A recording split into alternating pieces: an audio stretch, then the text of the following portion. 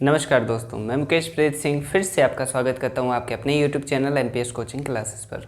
अपने class 12th की जो मैथ्स का टॉपिक अपने शुरू किया हुआ है मैट्रिक्स, उसका आगे अपने आज देखेंगे क्वेश्चन आंसर एक्सरसाइज 3.2 के। इससे पहले जो एक्सरसाइज थी 3.1 वो कंप्लीट हो चुकी है।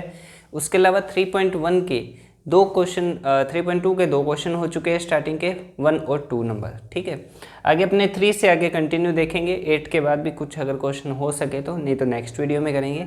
और अगर आपने चैनल को सब्सक्राइब नहीं किया तो ज़रूर कर ले और बेल आइकन ज़रूर प्रेस करें। थर्ड क्वेश्चन देखते हैं। और इनकी जो 3.2 की जितनी भी प्रॉपर्टीज़ थी वो मैंने पहले करवा दी है वीडियो के अंदर, इससे पहले वाली। और उनका जो आप प्लेलिस्ट है चैनल पे बनी हुई उस पर चेक कर सकते हैं। 12th मैथ्स नाम से प्लेलिस्ट है।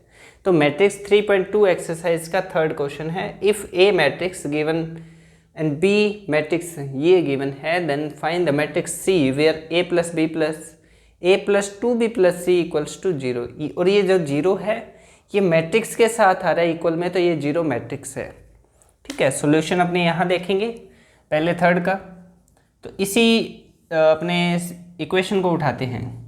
तो a plus 2b plus C equals to 0 है, तो c का मान क्या आएगा? 0 matrix minus a minus 2b। तो c आपको फाइंड करना है। वो कहता है फाइंड द मैट्रिक्स c, है ना। c मैट्रिक्स आपको फाइंड करनी है। तो c के लिए पहले 0 मैट्रिक्स लिखनी है, फिर a मैट्रिक्स आएगी, फिर 2 इंटू बी मैट्रिक्स आएगी। यही होगा। तो देखिए a मैट्रिक्स क्या है? 1 2 3 3 1 माइनस 1, 1 2 3 3 1 माइनस 1, यही है। सी आपको 0 मैट्रिक्स यहाँ लिखनी है, तो इसी ऑर्डर की लिखोगे। 6 एलिमेंट इसमें होंगे, 3 रो और 2 कॉलम। फिर बी मैट्रिक्स आएगी। 2 अपनों ने बाहर लिख लिया, फिर बी मैट्रिक्स लिखनी है। 2 1 माइनस 1, 2 1 माइनस 1 1 2 और 0, यही है। तो अब देखिए सी सोल्व करना, ये 0 तो ऐसे रहेगी सेम एज इट इज़। और अपनों ने इसकी एडिशन सब्सट्रैक्शन मल्टीप्लिकेशन ये जो प्रॉपर्टीज़ है मैट्रिक्स की देख ली है। अब इस 2 का अंदर मल्टीप्लाई करेंगे तो स्केलर प्रॉपर्टी के अकॉर्डिंग ये जो 2 है सब के साथ मल्टीप्लाई होगा। तो ये आ जाएगा 4 फिर 2 फिर 2, ये 4 ये -2 और ये 0। अब आपने सी मैट्रिक्स निकालनी है जो कि क्या होगी? 0 आएगा पहला एलिमेंट, फिर इसका पहला आएगा -1 क्योंकि बाहर माइनस है, फिर माइनस क्या आएगा? 4, फिर अगला 0 -3 -2। ठीक है, इसी हिसाब से आपने सभी एलिमेंट लिखने हैं।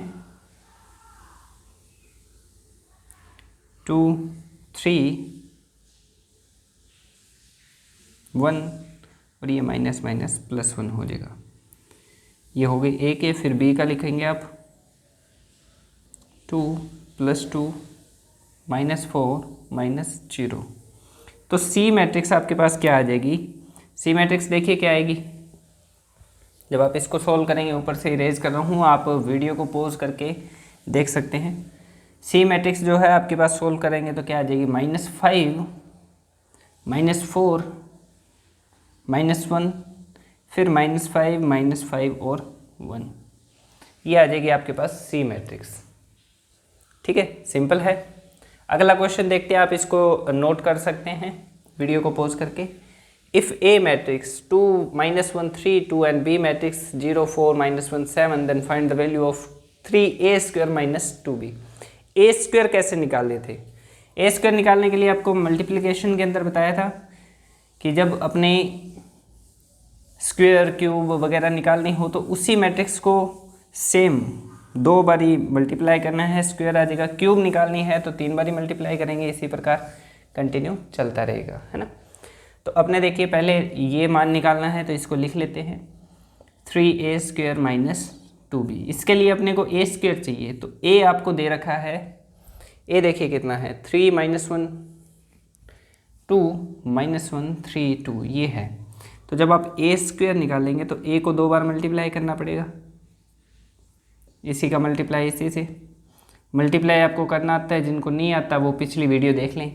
मैं यहाँ डायरेक्ट लिखूँगा पहली पंक्ति को पहले स्तंभ से आप मल्टीप्लाई करेंगे, 4 आ जाएगा, -3 यानी कि 1। फिर पहली पंक्ति को दूसरे स्तंभ के साथ करेंगे तो -2 -4 हो जाएगा। फिर दूसरी पंक्ति को पहले स्तंभ के साथ करेंगे तो 6 6 12 हो जाएगा। फिर दूसरी पंक्ति को दूसरे स्तंभ से करेंगे तो ये आ जाएगा 1, -3 + 4, तो a² का मान आ गया।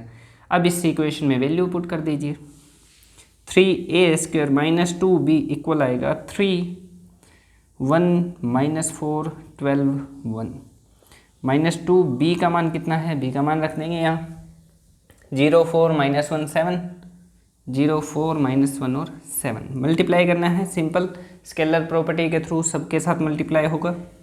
3 - 12 36 और 3।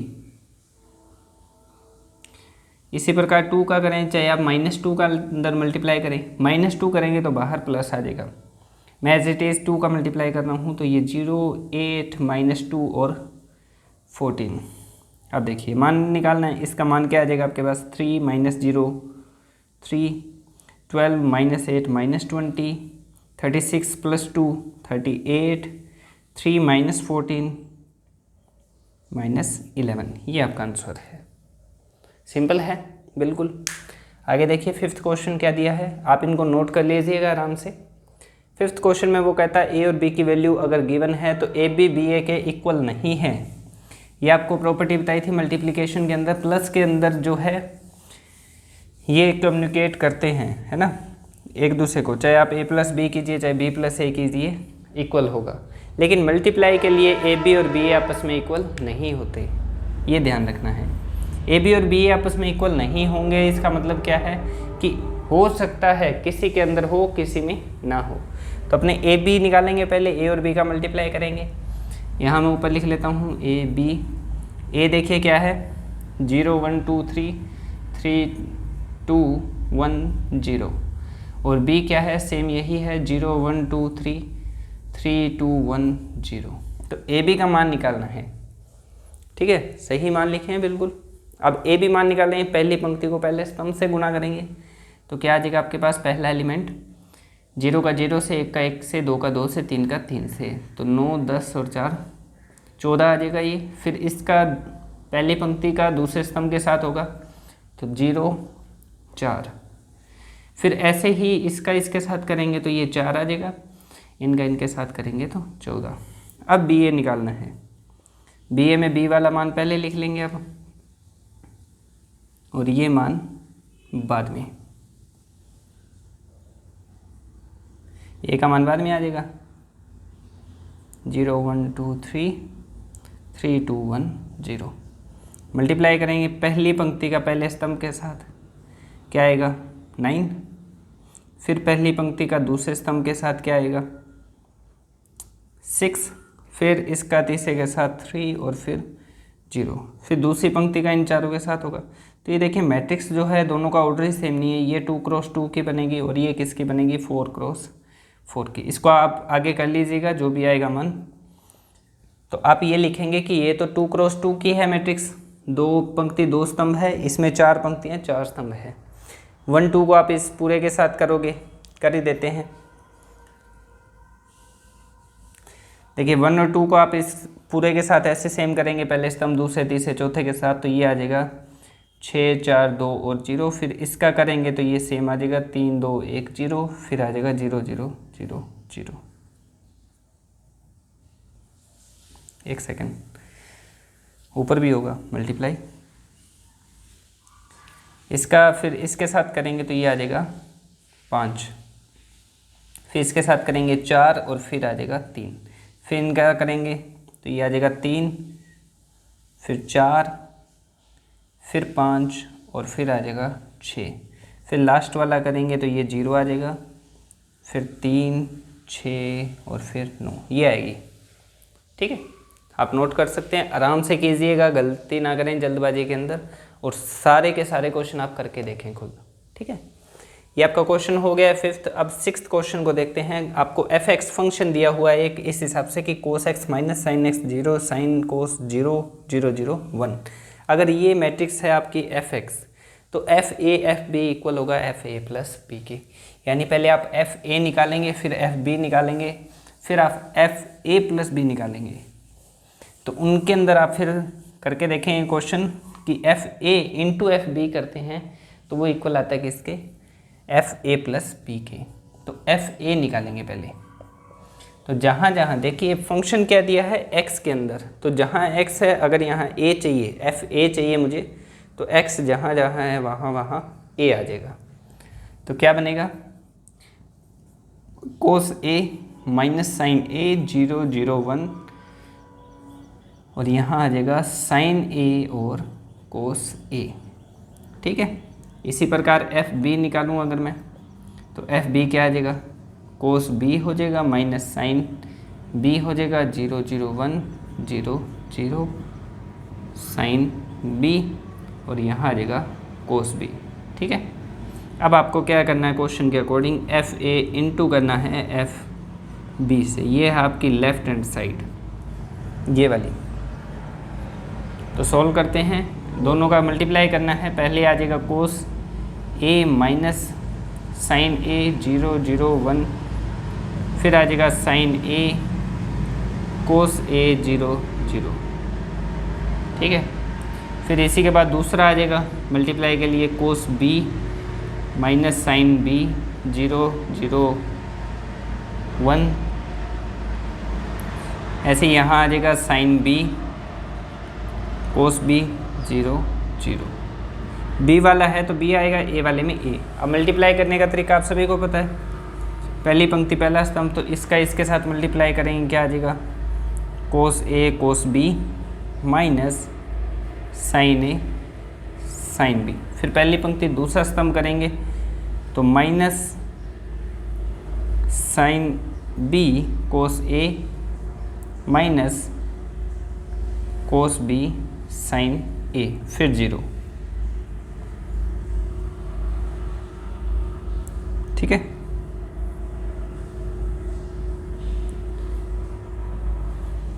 इस साइड क्या आएगा, साइन ए कोस बी, दूसरी पंक्ति पहला स्तंभ प्लस कोस ए साइन बी, दूसरी पंक्ति दूसरा स्तंभ करेंगे तो क्या आ जाएगा, माइनस साइन ए साइन बी प्लस कोस ए कोस बी।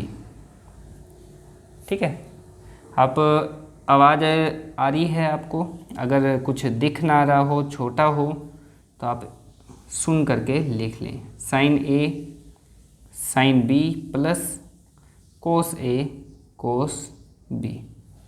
ठीक है, अब देखिए कोस ए कोस बी माइनस साइन ए साइन बी, ये फॉर्मूला होता है कोस ए प्लस बी का। कोस ए प्लस बी का फॉर्मूला होता है कोस ए कोस बी माइनस साइन ए साइन बी। इसी प्रकार साइन ए प्लस बी करते हैं तो साइन ए प्लस बी का फॉर्मूला होता है साइन ए कोस बी प्लस कोस ए साइन बी। ठीक है, तो इस पूरे की जगह क्या लिख लेंगे अपने, क्या आ जाएगा, कोस कोस माइनस साइन साइन है तो क्या आ जाएगा, कोस ए प्लस बी। फॉर्मूला है कोस ए प्लस बी का, तो यहाँ आ जाएगा ये कोस ए प्लस बी। अब देखिए इन दोनों में माइनस है तो माइनस बाहर मैं कॉमन ले लूँ तो अंदर क्या बचेगा, कोस ए साइन बी और साइन ए कोस बी। ये फॉर्मूला किसका हो जाएगा, साइन ए प्लस बी का। यहाँ 0 0 1 है, ये आप मल्टीप्लाई करेंगे सेम, साइन ए कोस ए साइन बी, ये वापस साइन ए प्लस बी का फॉर्मूला है।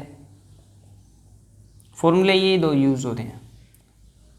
फिर कोस ए कोस बी है माइनस साइन ए साइन बी है, तो ये किसका हो जाएगा, कोस ए प्लस बी का। तो अब आप इसको दोबारा देखें तो फंक्शन के साथ कंपेयर करके देखें जो स्टार्टिंग में दिया है एक्स वाला। तो पहला कोस है, फिर माइनस साइन साइन और cos, cos minus sine sine cos, और बाकी 0 और ये 1 है।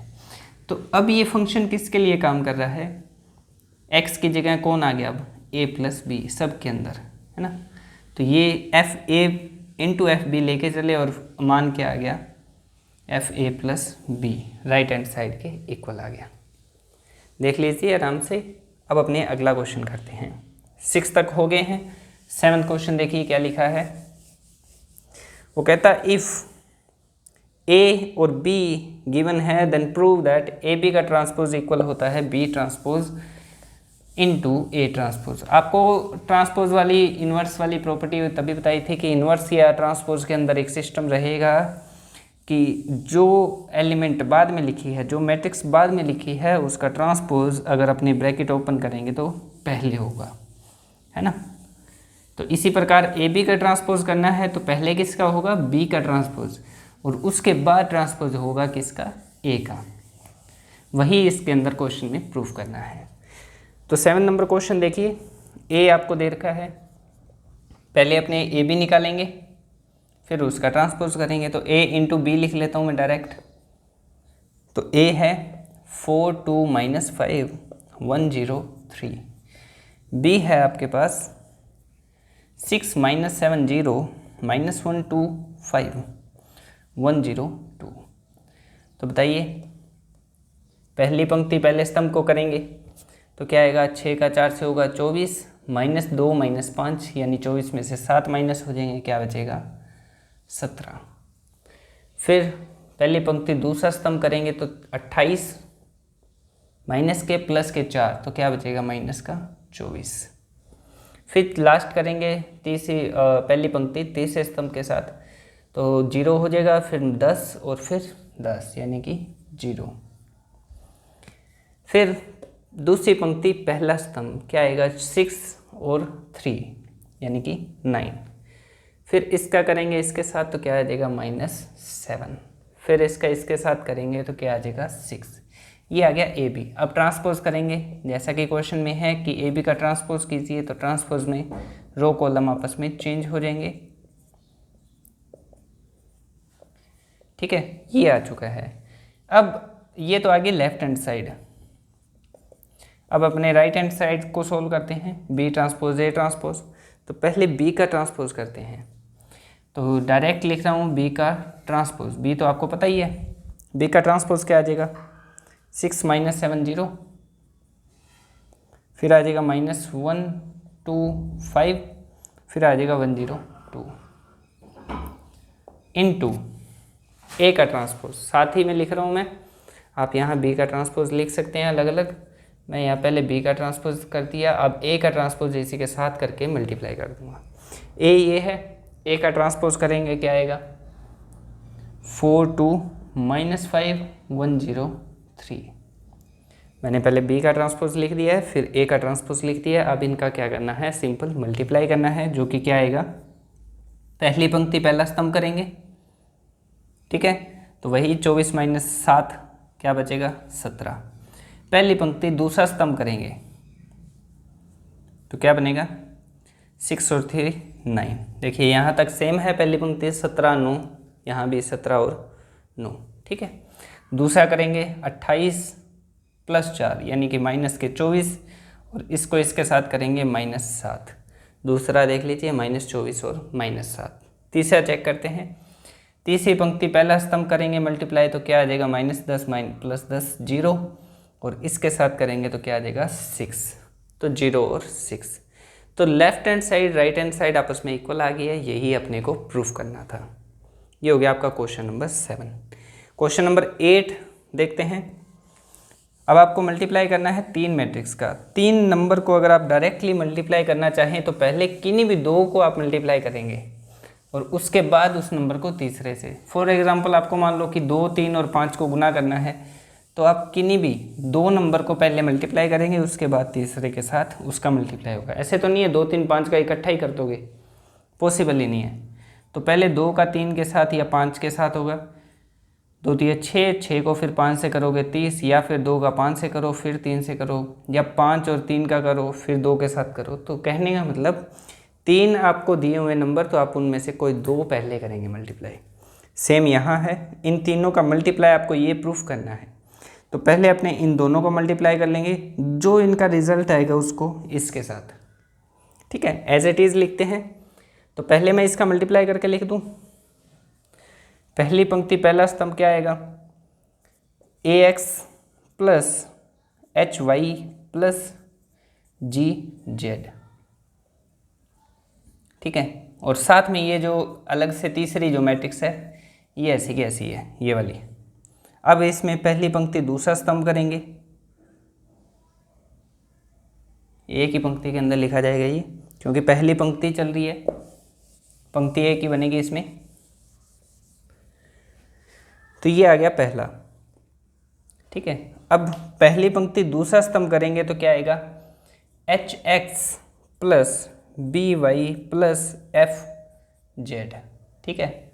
अब तीसरा करेंगे, पहली पंक्ति तीसरा स्तंभ, क्या आएगा, g x plus F y plus c z, और साथ में एक मैट्रिक्स दी हुई है एक्स वाई जेड। अब आपके पास एक मैट्रिक्स ये एलिमेंट बड़े बड़े हैं, कोई दिक्कत नहीं है, उनका किसके साथ करना है, एक्स वाई जेड के साथ। तो एक ही पंक्ति है, एक ही स्तंभ है, 3 एलिमेंट इसमें है, 3 ही स्तंभ में है, तो वही मल्टीप्लाई करने का तरीका। तो अब एक ही टर्म बनेगी, क्योंकि एक पंक्ति एक स्तंभ को जब आप जैसे पहली पंक्ति पहला स्तंभ का गुना किया तो एक ही एलिमेंट मिला, ऐसे पहली पंक्ति और पहले स्तंभ को गुना करेंगे तो जो भी मिलेगा वो एक ही एलिमेंट होगा। तो पहले करते हैं ए एक्स एच वाई जी एक्स का किसके साथ, एक्स के साथ। तो क्या आ जाएगा, a x square plus h x Y plus g x z, फिर क्या आता है प्लस। अब दूसरे का वाई के साथ करेंगे, क्या आएगा, H x Y plus B Y square plus F Y Z plus, फिर तीसरे का किसके साथ, जेड के साथ। तो क्या आ जाएगा, g x z plus F Y Z plus c z square. अब आंसर के according x square y square z square वाले पहले आने चाहिए, तो एक्स स्क्वायर है, वाई स्क्वायर है, जेड स्क्वायर है, इनको पहले लिख लो, लेकिन मैट्रिक्स का निशान आएगा क्योंकि आंसर इसका मैट्रिक्स में ही है। A x square plus B Y square plus c z square. अब एक्स वाई वाली एक टर्म तो ये रही, एक ये रही, ये भी एच एक्स वाई है, ये भी एच एक्स वाई, तो टोटल कितने हो गए, 2hx वाई। फिर एक्स वाई के बाद कौन आएगा, Y Z, F Y Z है, यहाँ भी एफ वाई जेड है, तो टोटल कितने हो गए, 2f(y)z। फिर थर्ड और लास्ट जी एक्स जेड और एक को जी एक्स जेड, तो कितने हो जाएंगे, 2gx(z). यही आपकी राइट हैंड साइड थी जो अपने को प्रूफ करनी थी। तो यहाँ तक अपने क्वेश्चन कंप्लीट होते हैं 8, बाकी आगे देखते हैं।